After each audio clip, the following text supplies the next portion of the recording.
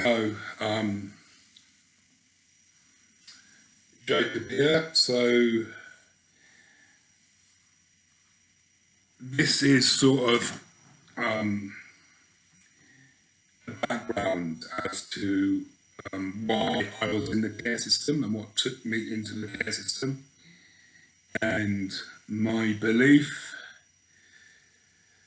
that I should have been aborted rather than my mum carrying me and having me. I know it's controversial, but you're not living my life. And you're not experiencing my experiences. Okay, so I know very little about my mum and biological father's relationship. They were obviously dating. My father was an only child. He'd been married before, so he'd already had one failed marriage behind him.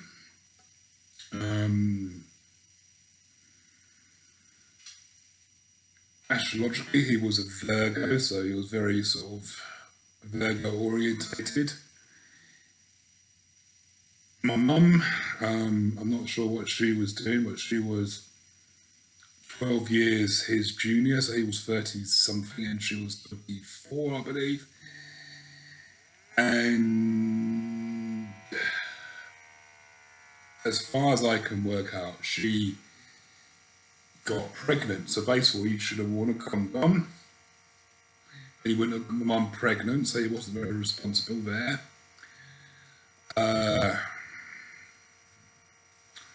Or she went on the pill. Anyway, so my mum, my grandparents, so her parents, met later in life. My grandmother was married when she was my grandfather. As far as I can work out, her husband was dying of syphilis, which he contracted in the Second World War.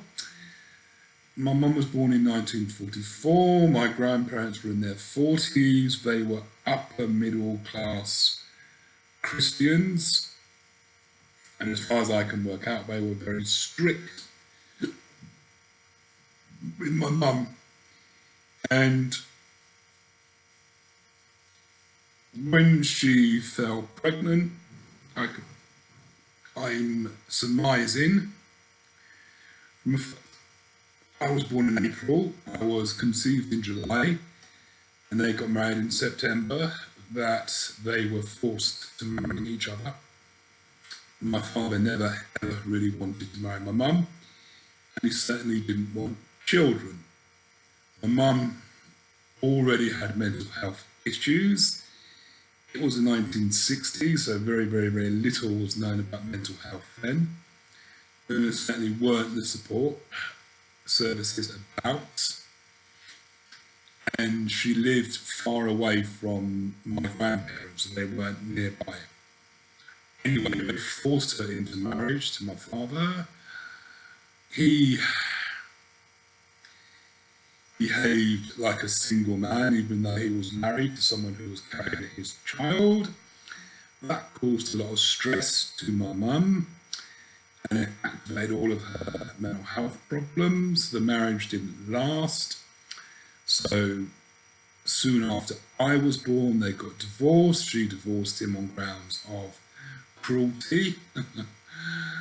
Yeah, you're beginning to see the picture there, you know. So while I was in the womb, my mum was under a lot of emotional stress, which would have caused stress on the baby. That is fact, research it. Now, I'm going to talk about just until I was properly taken into care. So between the divorce and October 1974, when I was 5.5 years old, I was put in care 3 times on a temporary basis. My mum had been given 3 chances to get her act together, basically. I think reading my care files, it was pretty clear from the outset that that wasn't going to happen. and I should have been up for adoption or put into long-term fostering, which would have made a massive, massive difference to my life. But that's past now, isn't it? So I was fostered briefly for 4 months when I was about 18 months old. And then I went into a nursery when I was 3 years old for 4 months. And then I went back into the nursery again when I was 4 years old for about 4 months. That time, on the day I'm being taken into the nursery, I removed from my mum for the 3rd time.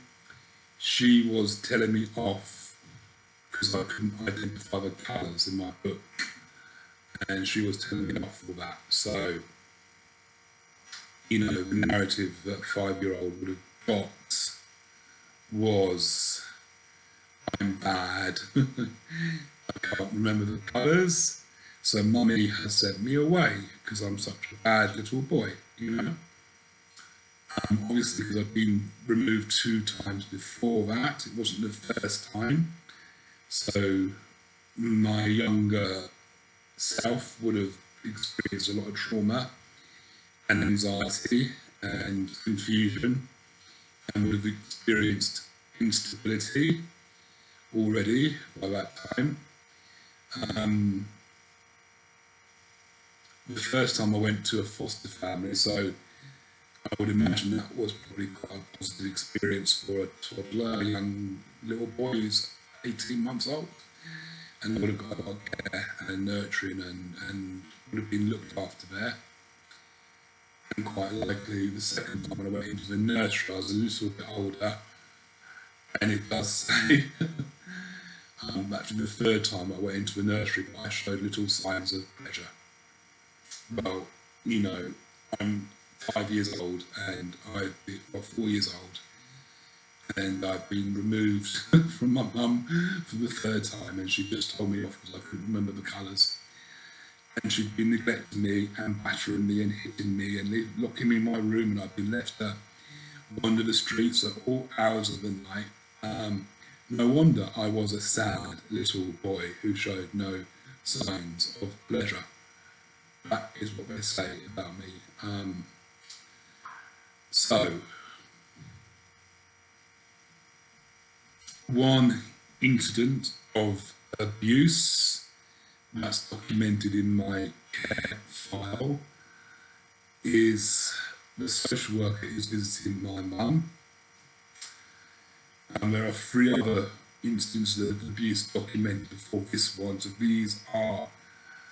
this is abuse that has been witnessed either by social workers or other professionals, okay? Social workers having a lengthy conversation with my mum because she used to talk. She was an Aquarius, an air sign, so she used to fucking talk for hours. And she's having a conversation with my social worker. I'm 4 years old, and I've been in my bedroom now for a number of hours, and I'm crying. My mum, comes up and hits me 17 times by the time the social worker comes up. That's 17 strikes to a 4-year-old child for crying because he's scared and he's alone in his bedroom. Okay, another one mentions me being battered about the face outside of the shop because I've been cheeky, you know. This is all before the pre-age 5 years old. You know, so that's what took me into care and what built or programmed the complex post-traumatic stress disorder, stroke borderline personality disorder, because the jury's out about that one, you know, and installed, you know, in my later life, the severe body dysmorphia and obsession with me needing to bulk up more and more and more and more. Okay, thank you.